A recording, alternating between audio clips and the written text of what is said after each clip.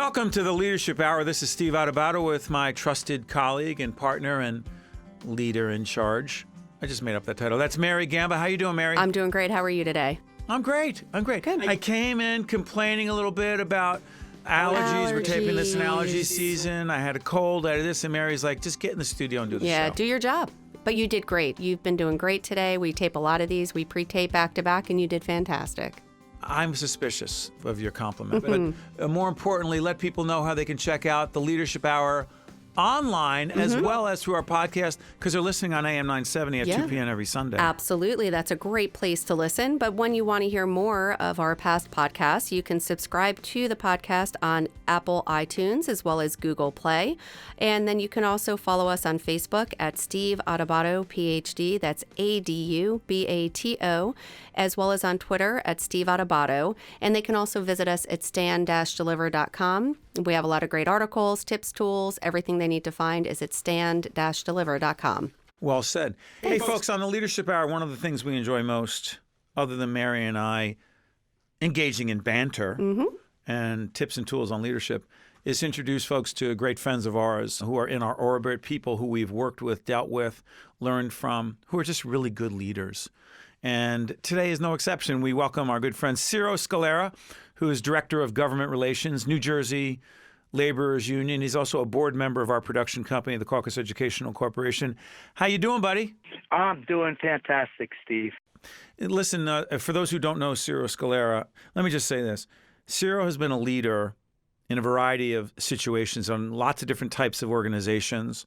Right now, he's the Director of Government Relations at New Jersey Laborers Union, but previously, Ciro and I first met. He was one of the top advocates and leaders in the country on children's rights, and an organization called Advocates for Children of New Jersey. Ciro was the CEO there and moved on and worked in the corporate world and now with a labor union. Here's my question, Ciro. Is being a leader in a not-for-profit, a labor organization, or a corporate situation, which you've been in as well, is it any different, or is leadership just leadership? I think leadership is just leadership. What might be different is what lies above you, depending on where you are. You know, in the nonprofit world, if you're the executive director, you really are answerable only to a board. In a corporate setting or the union setting, there's levels of leadership above me. And yeah, you have to be mindful of that and respectful of that. But fundamentally, how you approach what you do with the people you lead, that's pretty much in all three of the realms. By the way, I was in the governor's office for 1 year, and I had about 60 people I supervised there. And I think leadership across all of them is pretty much the same. That's so interesting. By the way, Ciro, remind folks, what administration was that? That was in Governor DeFrancesco. 1 year, I was his chief of policy and planning. And, you know, it was a pretty large staff in the governor's office, and you have to be mindful of all the different functions, personalities, meanwhile being mission-driven to try to get things done for the governor. So along the way, I've had really a blessing to, in many cases, build a team and then lead all or part of the team that I built. And I'm proud of that because at ACNJ, that you mentioned, my 24 years at the children's group, many of the same people are still there. And part of leadership, if you have the opportunity to either do succession planning or to build a team, take your time, do it right, and if you do it right, you'll leave a legacy when you move on. Well, let's stay on that. You're listening to Ciro Scalera. This is Steve Adubato and Mary Gamba on the Leadership Hour on AM 970 and also our podcast. So, Ciro, what's fascinating to me, you mentioned succession. So you headed up and were really the brand, the public face of Advocates for Children of New Jersey for a long time. And now our good friend Cecilia Zalkin is the leader of that organization. But Cecilia was there for part of the time that you were there, right? Oh, 9 years we worked together. I hired her right out of law school. She had just had a young family, and she started 2 days a week. And my deal with her was each year you're going to keep picking up days. And really, within 2 years, she became full-time. And I knew she had the skill set, the experience, the passion that she and I would make an excellent team. So when it was time for me to take another opportunity, I never looked back. And frankly, the organization has never missed a beat under her leadership, and there's still, like I said, Mary Coogan, there's other people on the staff there that came on when Seal and I worked together. So, frankly, I don't think people give it enough attention. They're worried about how they're perceived, their leadership, their ability to sustain themselves, and they don't pay enough attention to, at some point, you're going to move on. And are you going to leave the organization in better condition than you found it? It's so interesting, Mary, listening to Ciro, because was Ciro there when you were with us, Mary, early on? I think so, yeah. I feel like, Ciro, you've been with us for 15 plus years. So. Yeah, but the thing that's interesting is that, Ciro, you in no way your need to be, quote, the leader of Advocates for Children of New Jersey got in the way. You were sitting there going, what's best for the organization, even if I'm not here and I move on? And I have to tell you, Ciro, in all candor, I don't know if I have what it takes internally in terms of security, personality, whatever, to turn the reins over of our not-for-profit organization as comfortably as you did, Ciro. Well, look, you're still a young man, and you have years ahead of you to think about that. But you have built a good team. I witnessed it being on the board. And I had a few points I wanted to cover around leadership, and I learned this one from ACNJ, and it's that you really have to understand and believe that when the people you lead succeed, you succeed. You see it every day in the papers. You see it in other organizations. Too often, people have that ego and that leadership, and they feel they have to have the accolades, they have to have the credit. And frankly, if you enable, empower, you use whatever buzzwords you want, the people that you're leading, they're going to do good things. And when they do good things, you will benefit from that, as will the enterprise. So I think that's really important to understand that point. And a second thing that I think kind of goes hand in hand with that is you have to really be self-aware. When you're a leader, you have to know your own strengths, and more important, in my view, you have to know your own weaknesses. You can't let your ego get in the way. Seal will tell you to this day, I'm an idea guy. I get a lot of ideas, great ideas. The problem is you have to execute ideas, and you can't execute every idea that's a good idea. And she and I would go back and forth because I'd come up with all these great ideas, but then she would help bring me back down to earth and make me understand that I had too many ideas sometimes, and that, you know, as the program director, she had to try to implement them. I suspect that Mary must grapple a little bit of that with you. Idea guy as well. Thanks for acknowledging that, Ciro. To Yes. Ciro's point, and we have about a minute left with Ciro. Ciro, would you wake up in the middle of the night at times and think, wow, I got a great idea? And for years we'd write on a little pad, but now you could just send yourself an email or Now text. I get on my laptop. You do it, right? At 3 in the morning, and I'm writing. It's just in my head. There you got to get it down. And Mary, how about when you've gotten the email at 4 or 3 in the morning? I don't expect you to respond, but the problem, Ciro, is we have to prioritize. We have to be strategic, because not every idea is not only not a good one, not every idea is doable fiscally, staff-wise, right, Ciro? Exactly. That's the point. And I guess the final thing I wanted to say to you is, as a good leader, listen. Listen, then plan and execute. The good leaders are the ones who assess all the advice and then make a decision. But listening is the first part of all of that. And it's just real important when you're leading people. Well said. You've been listening to Ciro Scalera, Director of Government Relations, New Jersey Laborers Union, and also a board member of the Caucus Educational Corporation, our production company tied to public broadcasting and FiOS and other related operations, including AM 970. Thank you, Ciro, our friend. Thank you, Steve. Thank you, Mary. Good luck with the show. Thank you, Thanks Ciro. so much. Mary, why don't we take a quick break from the Leadership Hour? Steve and Mary will be right back right after this. This is Mary Gamba. If you want more leadership tips and tools, log on to stand-deliver.com. That's stand-deliver.com. This edition of the Steve Adubato Leadership Hour has been made possible by New Jersey Resources. Welcome back to the Leadership Hour. Steve Adubato and Mary Gamba here, listening to us on AM 970 every weekend 2 p.m. on Sunday, or on our podcast. Mary, Ciro Scalera raised a whole range of interesting leadership issues.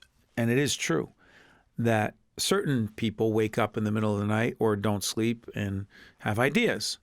And they think that idea is brilliant. That's the one. That's it. And I'm guilty. I will send that email, or we've talked about this before, or I'll just write it down and wait till the morning. But either way, it's an idea. And you've often pushed back. Right. Because? You can't focus on every single good idea and give every single good idea the same attention that it deserves in order for it to grow and thrive. So what I'll often do is, if you have 5 really great ideas within a certain amount of time, say, Steve, what is the most important one right now? If you could only execute on one of these, which would it be? If you have a to-do list and you have 5 things on it, you're not going to get all 5 of them done. It's impossible. And then what'll end up happening is you'll do each of them halfway or not even, and you'll never really finish and accomplish anything. So if you want something to grow and you want an idea to really become a reality, you need to put all of your resources and energy into the one that you really feel is the most viable. It's interesting because this is a leadership issue. It's a personality issue. It's a collaboration issue. It's also when you work with someone, you know them, they know you, hopefully. And I'll say, Mary, what about if and I'll often talk about so-and-so asked me to teach a course. And you'll say, remember when? Yeah. And by the way, this is no disrespect to any one of the colleges or universities that I've been honored to be on the faculty of or teach for, but you'll challenge me. Yeah, everyone's different. And in our case, when it came down to teaching a course, you just gave that example. If it's a weekly thing, 2-3 hours every week on a certain day, you have a family, you have children, and you cannot get that time back with them. And I'll often push back and say return on investment. And it's not about the money. It most often is about the return on investment. What are you truly going to get out of it? And are you going to get to a point of diminishing return? You will get as much value out of doing one special lecture at said university, as much value, if not greater value, than doing a course that's 8 or 10 weeks. And then wind up resenting it. And resent it. And you don't want to go. And again, it's not that you don't want to go. It's just that if it becomes mundane or it becomes just something that's not exciting because you're doing it and you feel like you have to do it, then that is when I push back. But that's what a good leader does. It's an interesting point because this podcast, this radio show, The Leadership Hour, was several years in the making. Yeah. There are lots of discussions about this. And this really isn't about us. It's about any one of you out there listening and trying to figure out, what do you do with these ideas you have? Which, frankly, not only are not all of them going to work, you shouldn't even be trying all of them. And it's about being strategic and prioritizing. But I remember saying, I want to do a radio show. But the reality is a daily radio show would never work in our operation. And I wanted it to be tied to something that I have passion for. And so once this book, Lessons in Leadership, that would not have been written without you and other colleagues on our team that helped make it happen, I thought, wait a minute, why not a radio show podcast that really talks about some of the same things and has other people on, other leaders sharing their ideas? When I first said it, in all seriousness, were you all in, or did you have to be convinced? I had to be convinced because when it was first pitched, and this goes back to what Ciro, who we just had on a few minutes ago, Ciro Scalera, he was just talking about listening and a great leadership trait, because at that point I was listening and hearing what you were saying. And initially, if you remember, it was going to be just you talking leadership and doing all that. And so we went back and forth, and to your credit, you listened to feedback of myself and others. Remember, we talked to a lot of people about it. We talked to people, we actually met with people who have their own podcast. We toyed around with, do you want to do it just with your iPhone? Do you want to do it in a conference room? And we said, no, if we're going to do this, we want to do it right, not fast. Which is why we're at East Main Media with Brian Brodeur and his team. Right here, Brian. And we talk with Brian about this as well. Yeah, absolutely. And I'm always in the mindset, if you want to do something right, you don't do it fast. If you want to do something right, you do it right. And sometimes that means, maybe putting in a little bit more time, investment, resources. Be patient. Be patient. Leadership and patience? I know. Whoa. Could you imagine? I don't recognize this. Yeah. And I do find a lot of great leaders want instant. They have this idea and it needs to be done in 24 hours or it's not good enough. And you listened and you said, all right, I'm going to hear you out. And you listened to a lot of people. And that's why I feel like we really got it. I didn't want to. Right. And I feel I wanted to do what I wanted to do. Yeah. And I think we're on like the 58th, 60th episode now. And of the Leadership Hour. Of the Leadership Hour. And the reason why it's been so successful and we have on such great guests is because we put out a quality product, in my opinion and in my view. And the feedback is such that, yeah, it's valuable. but it took us a while to get here because we did the due diligence to get it right. Brian, jump in. Well, Steve, Because we did run it past you. Yeah, we did. That's true. I remember the first phone call. I remember that conversation. I actually would like to ping back a question for you, Steve. Oh, great. About Brian's good at that. Brian asked me questions I don't know the answer to. Well, I I hate need that. to know. I need to know. Can you speak to the idea of timing? Because yes, we did talk about it for maybe 2 years. That's right. And we talked about the idea, and then we sort of traded some information. There's a technology piece. But then you pull the trigger, right? Can you speak to that and how it relates to leadership and timing of doing something? Brian raises an interesting point. It's about leadership and decision making. Because having a great idea, or what you think is a great idea, there are countless people. Oh, you invented the iPhone? I had the idea for the iPhone. Okay. Well, Steve Jobs pulled the trigger, right?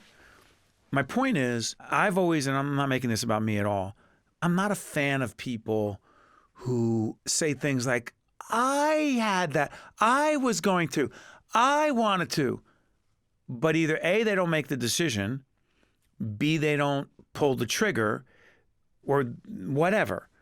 And I don't like that in myself. And by the way, there's some things I thought we were going to do and ideas I had that have never come to fruition because, as Mary said, the pushback on the staff, because you don't do it alone, you need a team. And there have been times where I frankly wanted to Brian's point, say, well, fine. If the team's not going to come along with me, I'll do it myself and get another team to do it. You've heard me say that? Yes. Yep. That's petulant. That's being a child. That's being immature. Wow. This is good. I feel like we're in therapy. I'm on the therapy couch right now. But yes, it is true. It is true, because when I get that pushback, Brian, because trust me, it's very rare that Steve comes up with an idea. And again, not about me, about any leader listening right now. If you're like me, I lost count of the number of times I've had an idea for something and the staff, almost to a person or a significant number of people, were like, nah, or they don't say anything. What I really want them to say is, wow, Steve, what a great idea. We are all in. And that doesn't happen. I find myself having to convince the team. I'll give you a perfect example. A lot of years, our production company, the Caucus Educational Corporation, to your point, Brian, we were talking about the leadership hour. Switch gears. I started thinking, you know what? We do several shows, one every night called One-on-One, which is on public television, WNET, NJTV, WHYY in Philadelphia, and on FiOS, our great friends at FiOS. We also do a show called State of Affairs, Public Policy in New Jersey. Yeah, you'll hear that in the next half hour, the leadership hour, if you're tuning in on AM 970. Thank you. And I also said to myself, wait a minute. We're doing another series called Caucus New Jersey, which was the original series that started in the late 1980s. And I was saying, wait a minute, I'm not feeling it to the degree I was feeling it. And so I thought, you know what? The 2020 election is coming. Why don't we have New Jersey, some New York people, but people in our region talking about national issues and policy questions leading into the 2020 presidential election?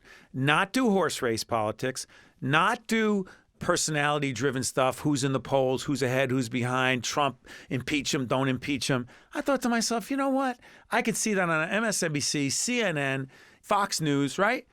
Let's do something different. Mary was in the room when I brought this idea up, Brian. Steve Adubato on the Leadership Hour right now. And I'm going to tell you right now, the pushback was, I don't think that's such a good idea. Really? You're going to do that? Who's going to produce it? Wow, that's extra work. And I'm sitting there going, what's up with this team? Don't they see it? Now we're into it. We've produced a significant number of think tank shows, and there's a think tank podcast. What's the feeling now? I think everyone's really excited about it. I'm going to be straight up. Part of me resents that. I have a question about that. How long was the timing from where you had that idea to when, boom, it's now on the air? 4 months. I It's mean, about look, right. Yeah, it was for a December. TV show, for our listeners, listen, that's fast. I mean, one show went away, a new show in a new place. We had to produce it out of NJTV with our great Had partners to over build there. a set, build a table, We got a brand get new senior producer. logos. Nicole Swenerton's the senior producer. She stepped up to do that. It's an entirely new paradigm. It's not just new graphics. And listen, again, not about me, not about us. But the truth is, the part of me, Mary, when I say I resent it, here's what I really mean. There are times that as a leader, and I know I'm not alone in this, you want your team to go, you know something? We don't know all the particulars, but we believe in you, Steve, or Jim or Mary or Jane or whomever. We believe in you. And you know something? There's a reason why you're the leader, and we're going to figure this out together. I got to tell you, it's hard to have to sell internally. Is that just part of being a leader? It is a huge part of being a leader. I really believe that. Not a fun part. It's not a fun part. And there have been times, over the years, but we've also worked together a long time with your books, or that there has been that feeling of that is a great idea. With this, There Steve goes again. With this, I think it was, again, and this is just using one example of a leadership skill, there was reluctance only because, in my opinion, of a lot of questions that needed to be answered. So sometimes it is a matter of perception of, is it that, okay, the staff is bringing legitimate questions in terms of contracts and How much what's more work allowed is this going to and- be? Right. Yeah. Mm-hmm. But you know something? If we don't change, if we don't evolve, if we don't innovate, we die. Correct. As people, professionally, Yeah. and as organizations. Brian Brodeur, go ahead. Well, I wanted to ask another question, which is when a leader has a vision and they set the ship down the path, this is where we're sailing, and team members or subordinates, however you want to put that, come to the leader. Now, that's not what I'm talking about, this example we were just talking about, but when Any situation. a team member comes to the leader and says, listen, I have reservations. I have grave concerns. I'm 10% on this. What advice do you have for leaders to sail the ship? Okay, so what's interesting about that is that I could duck it and say it depends. It depends on who it is, because there are a lot of people who are just naysayers for the sake of it. But if you have someone who you really trust, who you believe is a top-notch professional, cares deeply, but he or she has real concerns, you have to fight the urge to let your ego be involved. You have to fight the urge, as hard as that is, to have pride of authorship. You have to fight the urge to want people to be supportive just because you came up with the idea, and you have to listen. For leaders out there for whom that's easy, good for you. For me, I'm like, let's just go and do it. And meanwhile, I've got to listen, as Brian said. And you've got to listen to the reservations. But I'll tell you How what. much do you challenge? How Yeah, much I'll do you push back because part of my pushing back is, look, I bet at Blockbuster, okay? Think about Blockbuster, right? Someone at Blockbusters, this is, I think you should tell folks what Blockbusters is, because a lot of people listening probably don't well, remember. describe Friday night at Blockbusters. What was going on? Well, you would go and actually have to rent a videotape. You had to go and Or rent put your a name VHS. on a list. Or, put your name on a list because, sorry, someone has that tape rented at the moment. You need to wait to rent that tape. People don't remember that. I mean, you're talking 15 years ago. Wow, such a long time ago. You No, ready but for I'm this? saying that a No, lot no. of our listeners, Okay, but that's Blockbuster. yes. Someone at Blockbusters had to put on the table the fact that Blockbusters had a chance to buy Netflix. And someone, I don't know who, I don't know the history. In fact, now I'm curious, I want to read this. I know. And someone says, well, we have a chance to buy this thing called Netflix. And someone else internally says, really? What are you talking about? Like a service where people on their, what? And on the TV, what they're going to do what? No.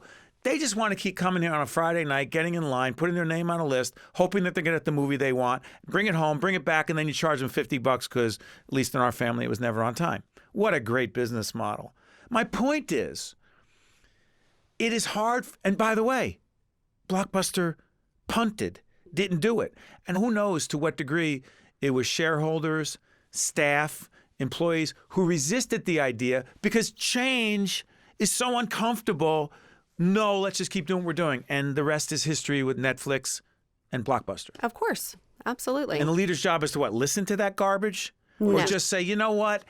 Get on board or get off the bus. You need to find a happy medium. There have been companies that have failed, Blockbuster. There have been BlackBerry, Research in Motion. Right. But there have been companies that have succeeded as well because of pushback, I'm sure. I think there's a happy medium because if you go full steam ahead with every idea, every innovation, every whatever, you could end up using all your resources, burning out your staff, throwing money at, money just to kind of get things done. So you just have to find that happy balance, which is what we try to do and what great leaders do. Yeah. I don't know if there actually is a neat, clean balance, because my feeling, innovation and innovating is not a balance. Right. You just do it. Great leaders, in my view, are constantly looking to innovate. You know what? Interesting.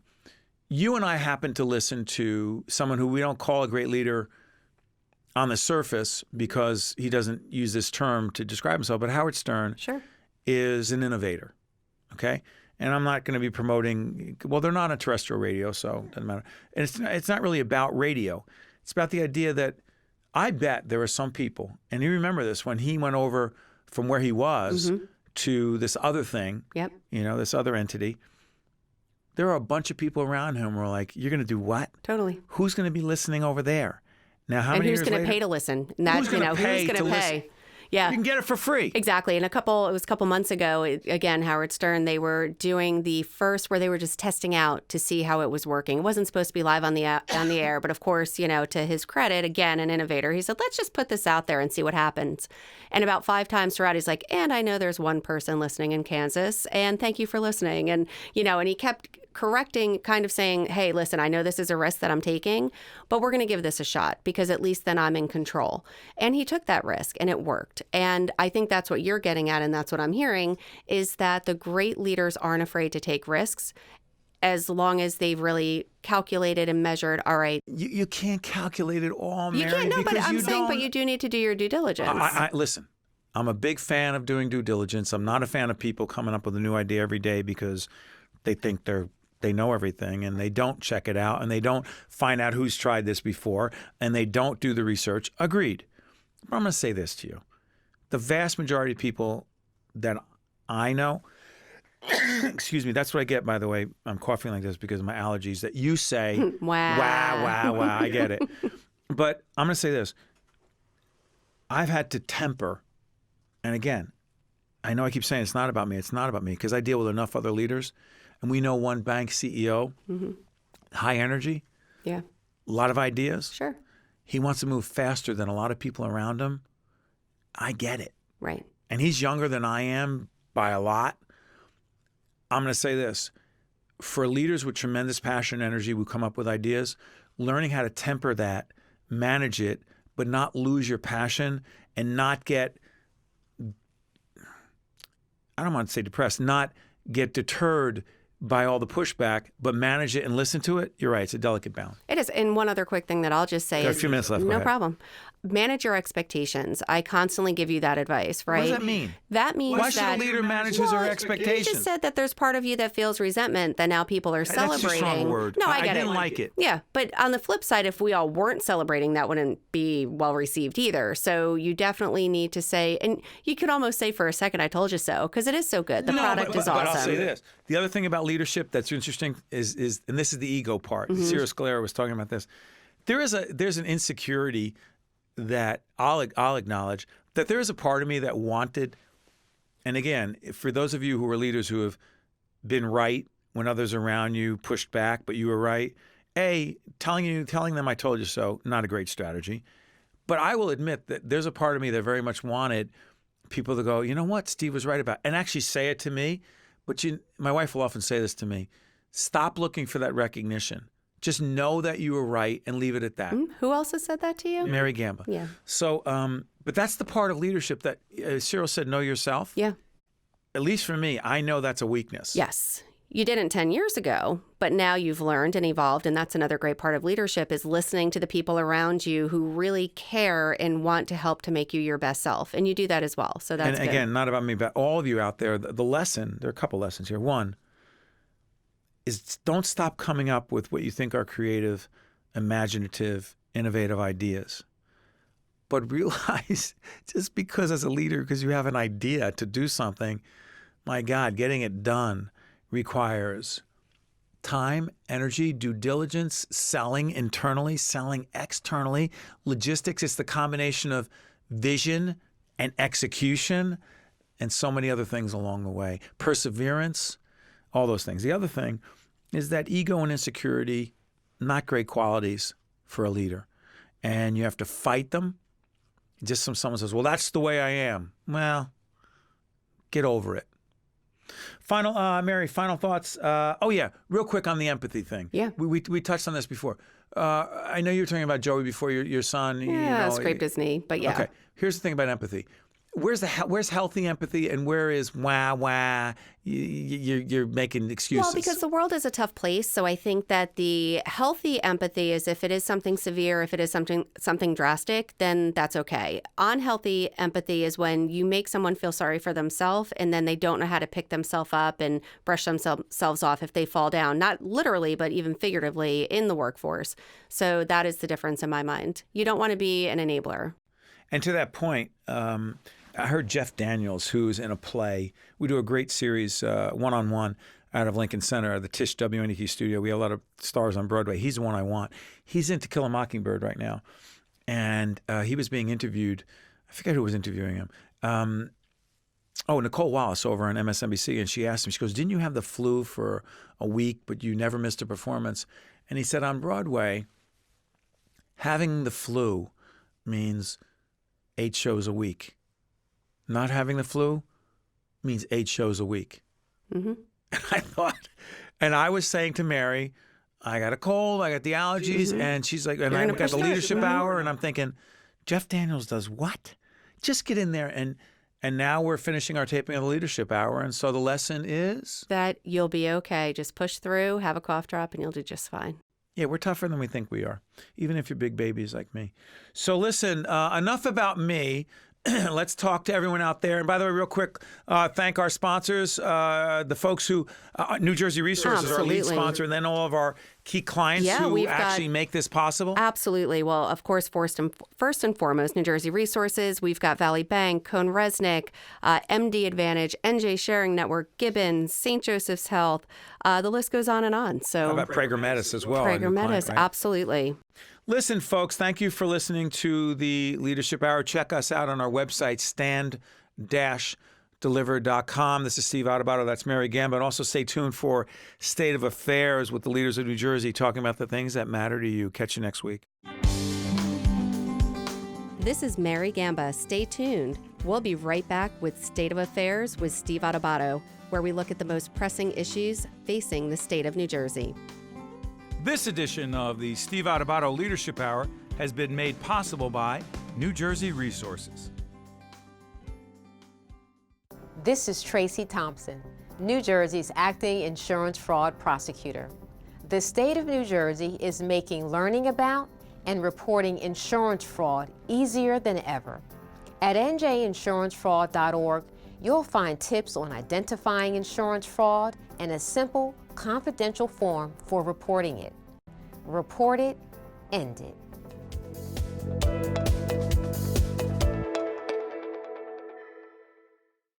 Hi, I'm Rich Ribeiro. The Terrell Fund is committed to educating the public about the need to support New Jersey's infants and toddlers right from the start. That's why we're proud to support the important early childhood programming produced by the Caucus Educational Corporation. Funding for this edition of State of Affairs with Steve Adubato has been provided by the Terrell Fund, supporting right from the start NJ. Holy Name Medical Center, this place is different. NJM Insurance Group. Wells Fargo. New Jersey Resources. The New Jersey Education Association. And by Summit Medical Group, a multi-specialty medical practice providing comprehensive care from birth and pediatrics to geriatric care, concentrating in general wellness, cancer treatment, disease management, and behavioral health. Promotional support provided by NorthJersey.com and Local IQ, part of the USA Today network. And by New Jersey Globe.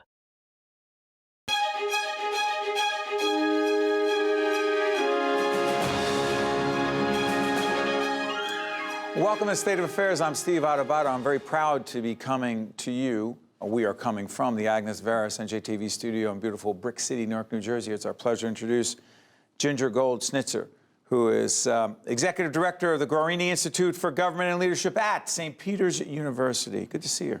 Good to see you, Steve. I knew you when you were a kid. I know, it feels like that, right? Okay, so you've been with a couple of not-for-profits, advocacy organizations, right? 22 years at the NJEA? 22 years. The New at the Jersey NJEA. Education Association. Absolutely. So let me ask you this. I'm curious about this. You make the transition from lobbying and advocacy work for the New Jersey Education Association to a university setting. Yep. Ivory tower or grounded in reality? Grounded in reality. Break it down. Absolutely grounded in reality. Look, as I see it, our mission is to inspire the next generation of public servants, of policymakers, and of just informed citizens, right? Our democracy is counting on it. I have spent the last 25 years in Trenton working in legislative advocacy. Education issues. Education issues, and before that, a whole bunch of other issues. Right. But the point being, Steve, is that what I come to realize is that, when I graduated, I thought that if you read the bill, you knew what to do. And then I thought if you build the relationships, you'll impact public policy. And then I thought if you organize, you'll impact public policy. And then I thought if we elect our own members or you elect your own people, you'll impact public policy. But at the end of the day, we need to better prepare humans to impact public policy. Where do you go to prepare humans? A university. So let's play devil's advocate here.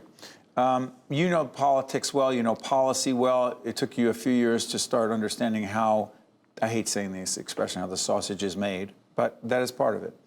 But at the Guarini Institute, named after, by the way, former United States Congressman Frank Guarini, represented Hudson County, Jersey City area, just a class act. And he was very much a part of the St. Peter's University community. I'm going to ask you this. You have said something that I like to say a lot. Democracy is not a spectator sport. What do you mean by that? I know what I mean. What do you mean more importantly? I mean that if we don't engage, if we don't know the issues, if we don't take the time to share our opinions with the people making the decisions, it's like writing a blank check for anything to happen. And so part of that mission is to study policy and what's going on. Part of that mission is to figure out how to get it done, how it works and how to work it. But who? The devil's advocate question really comes down to citizens. I mean, listen, we want citizens to be involved, but there are a whole bunch of folks watching saying, wait a minute, how am I supposed to be involved? That's why I elected him. That's why I elected her. That's what their job is. But that doesn't work. No, you know what? If public policy is how we make the rules for our society, right? And who doesn't want to be at the table when the rules are being made? And there's lots of different ways you can take your seat at the table, right? Some people find it in elected office. You tried that for a while, right? But you found another seat at the table. Did you have to bring that up? Oh, I'm sorry. Come on, we just know each other a long yes, time. That's right. You were a young lobbyist down there when I was in my first term in the legislature in the mid-'80s. But the reality is I learned in that short period of time that you think you know how it works, but is it 3/4 of it relationships? So look, it's real. A lot of it is about relationships, but you also have to understand the process. There's the process, what the textbook says, and there's how it really works. And before people can engage in this effectively, we need to share with them how it really works. What about Policy has a lot students, of though? constraints. I'm sorry for interrupting. No, go ahead. You said that students, you're trying to prepare students for what? I want to prepare students, if they're interested in a career in public policy, to pursue it. If they're interested to not have a career in public policy, I want them to understand that public policy, that policy making, that laws and regulations and the implementation of them affect their daily lives. And it's their responsibility to know it and to do something about it. That may be putting people in office who share their values. So it could be as simple as voting and being an informed voter. That could be as complex as, going to become the head of an agency or a department in state or national government. In fact, there's we're taping this on the 9th, right, Patty? The 9th of April. So this may be seen after, on the 24th of April at St. Peter's University at the Guarini Institute. There is a policy forum, discussion called In the Weeds. This is about the legalization of marijuana? Absolutely. Why would you start with that as your first forum? Because it's the hottest issue in the legislature right now.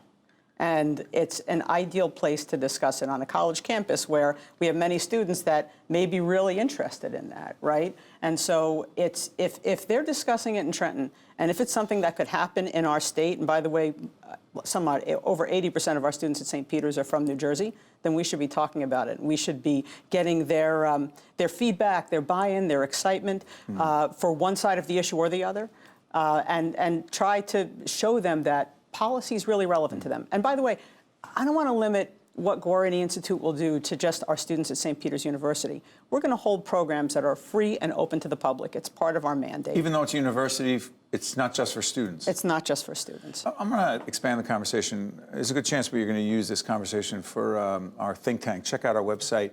We have a new series called Think Tank. There's a podcast that goes with it. And when we discuss some things that have national implications, we've included it. And I'll tell you why I'm asking this. I'm obsessed by, hopefully in a healthy way, the tone and tenor, the negative, nasty, ugly tone and tenor of political discourse in our nation. Are you? I am, and that's one of the things I said when I said we need to find a place to create better humans or better prepare humans for this work. Better preparing humans for this work might entail, how do we get this done without some of that? Could you see what goes on in Washington every day? We see Trenton's not as bad. Trenton's not as bad. But let's do Washington for a second. Sure. The name calling, the pettiness, I'm not going to have you're not getting that gateway tunnel until I get my wall. And it's not just about Donald Trump. Democrats are just as guilty as anyone else.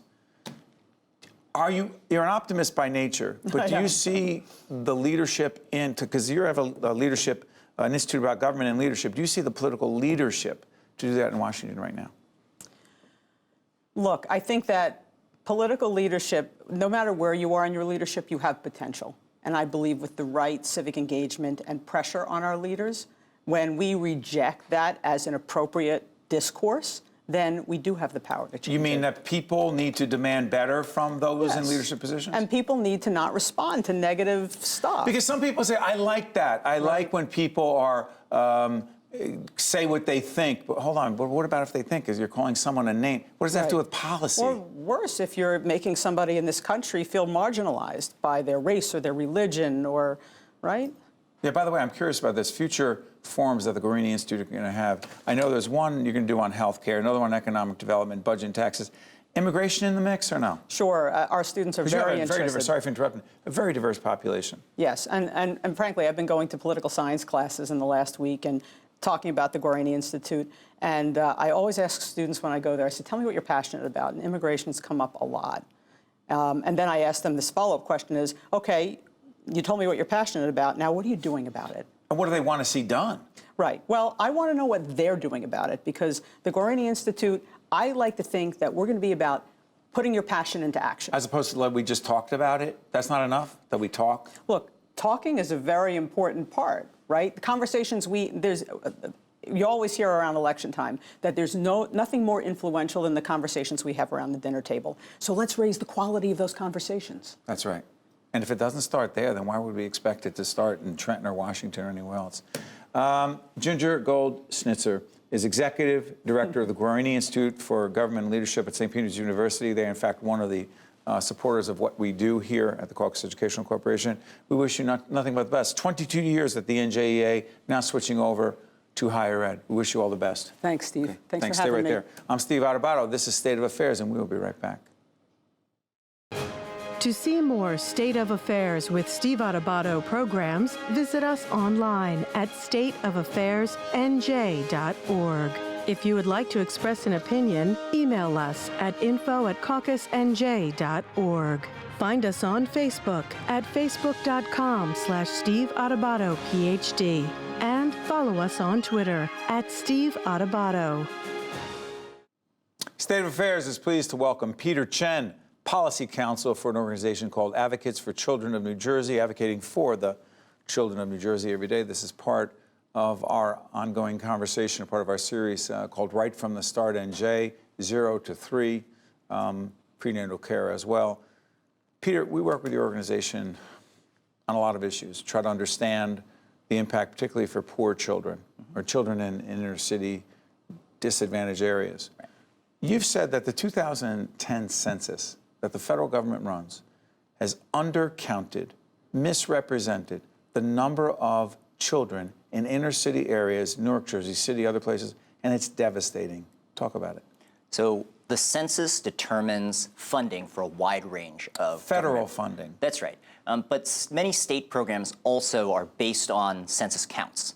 So the federal count of the total number of residents in different areas determines funding for things like schools, Head Start, child care, health care, Medicaid. So huge programs, and basically every federal program that you can think of that benefits low-income children and families depends on census counts in order to determine the funding. And when children are not counted, as happened in 2010, the amount of funding is lower than it needs to be for the total population that there is. Peter Chen, why weren't these children counted?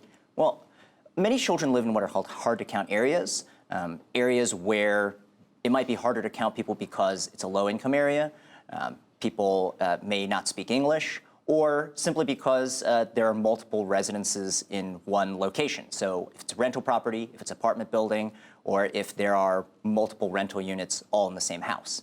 Those may be areas where the mailer that goes out might not be counted.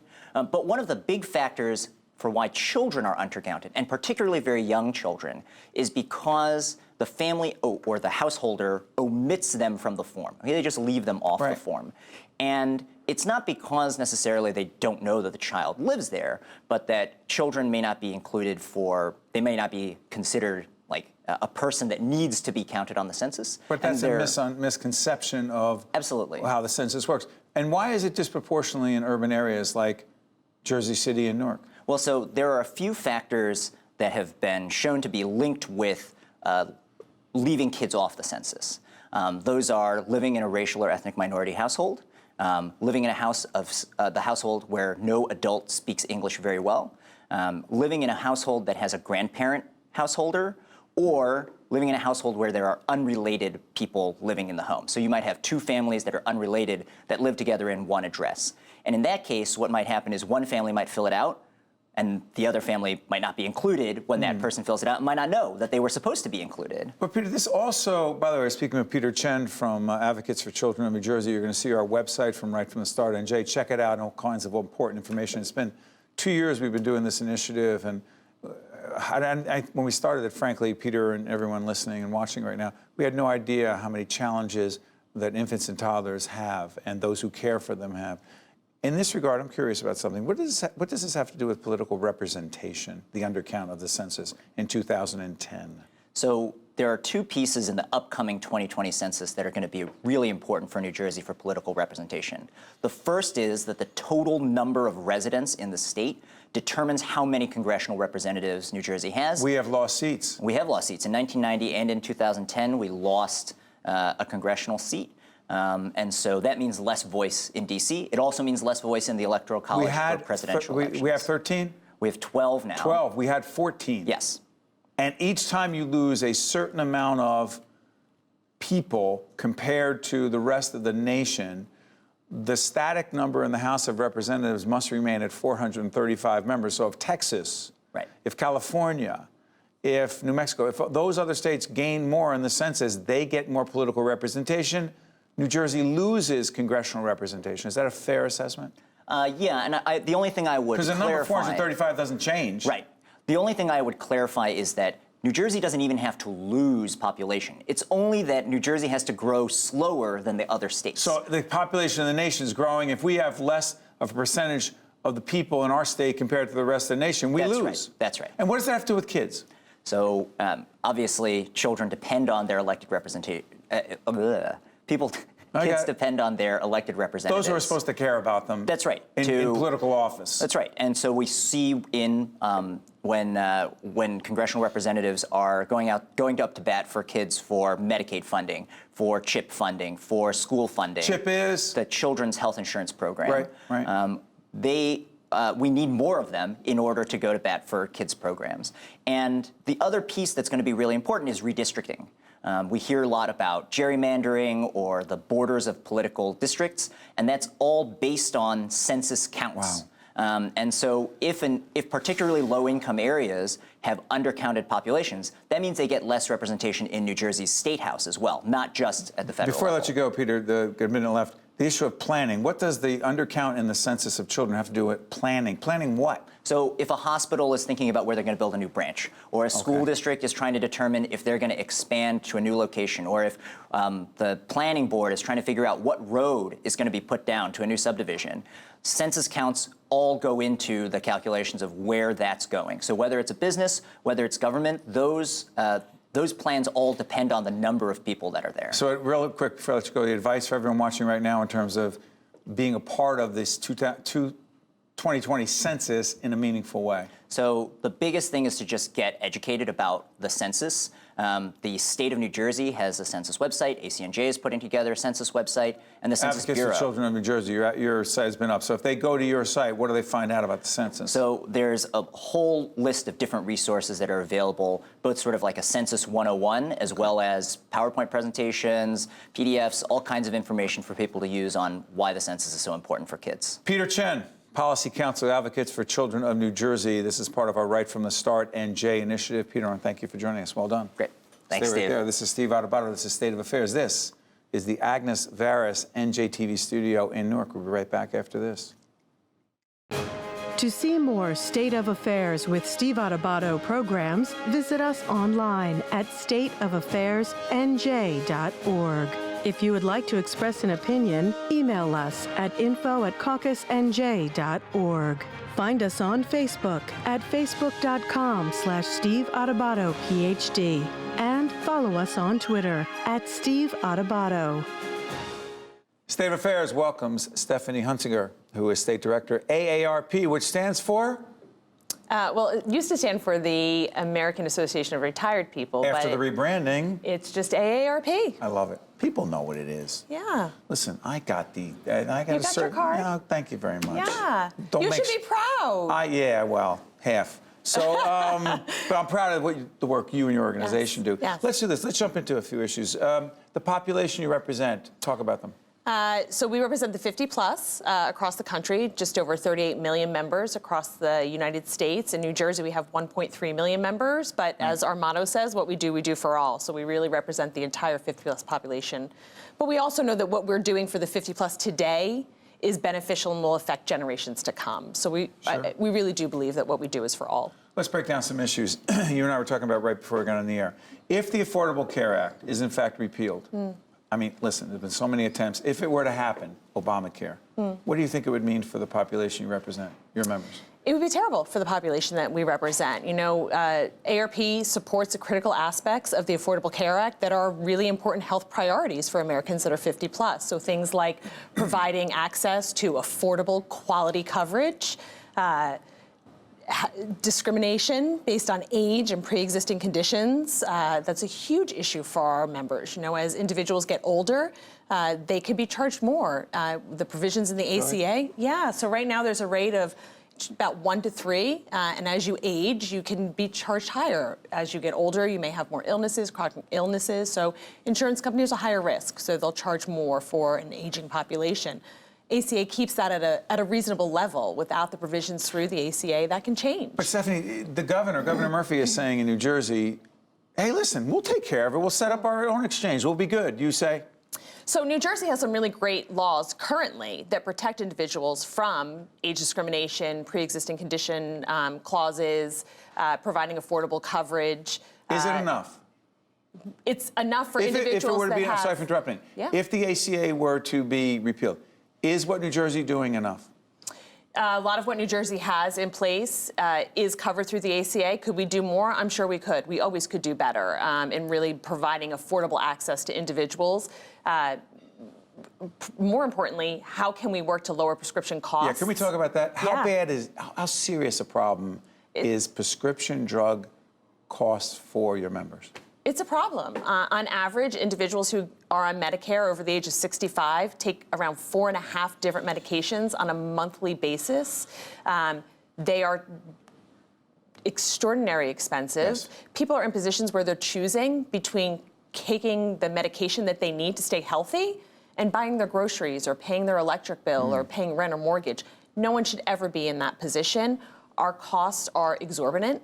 And we need to do something to change that. We need to do that. Congress needs to do something to change that. Who's the leader on this? I heard Senator Booker and Senator Menendez talking about it. Are they leaders in this effort? They're champions on this, and we'll continue to work with them and trying to get them to push this and do everything that they can to help lowering the costs. You think the industry, the pharmaceutical industry, as a group, are listening and understanding how serious this problem is for those who are 50 plus? I think they're listening. I'm not sure if they're understanding it. So our job is to make sure that we keep getting that message out there and making sure that everybody understands that, not just Congress, not just constituents, but the pharmaceutical companies as well. And we're not asking them to change the work that we're doing, not asking them to decrease research.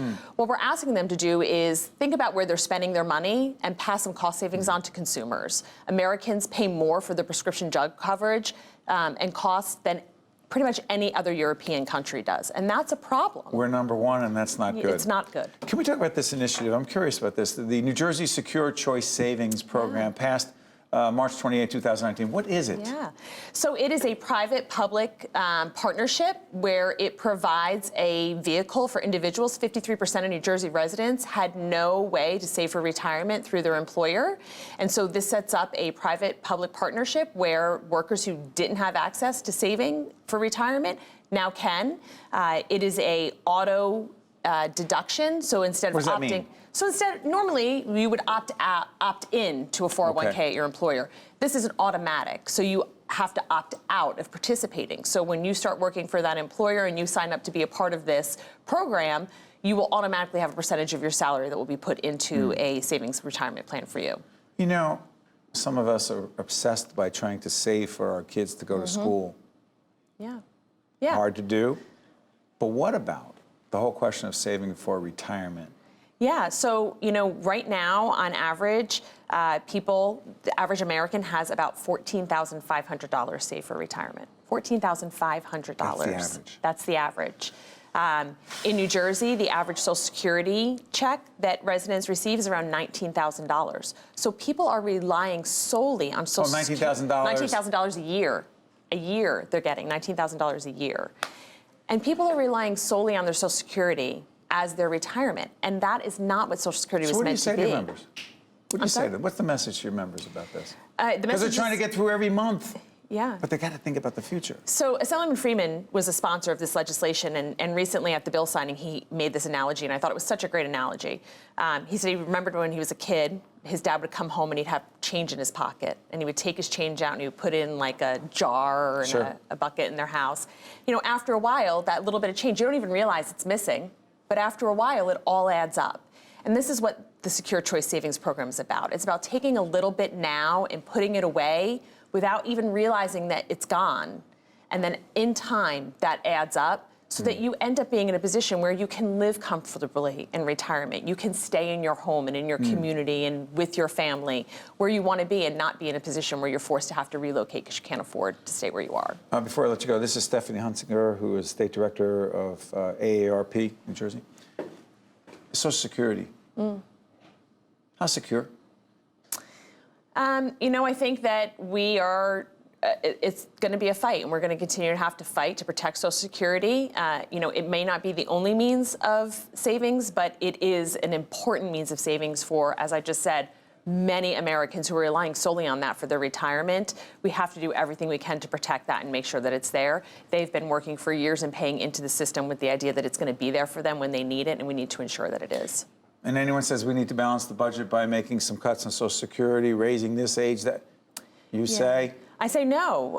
You know, making cuts to those changes ends up not only hurting the individual, but it hurts us as a country as well. It ends up costing more money in the long run.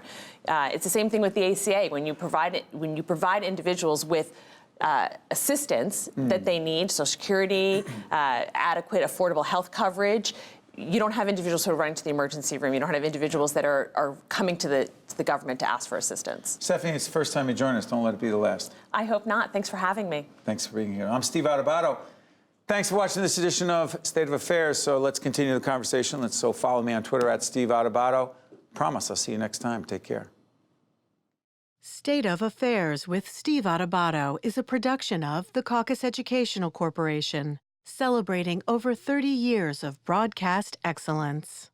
Funding for this edition of State of Affairs with Steve Adubato has been provided by the Turl Fund, supporting Right from the Start NJ. Holy Name Medical Center, this place is different. NJM Insurance Group. Wells Fargo. New Jersey Resources. The New Jersey Education Association. And by Summit Medical Group. Holy Name Medical Center is leading the statewide effort to improve end-of-life care through the use of advanced directives, recognizing a person's wishes on how they want to spend their last chapter of life isn't about death, it's about living.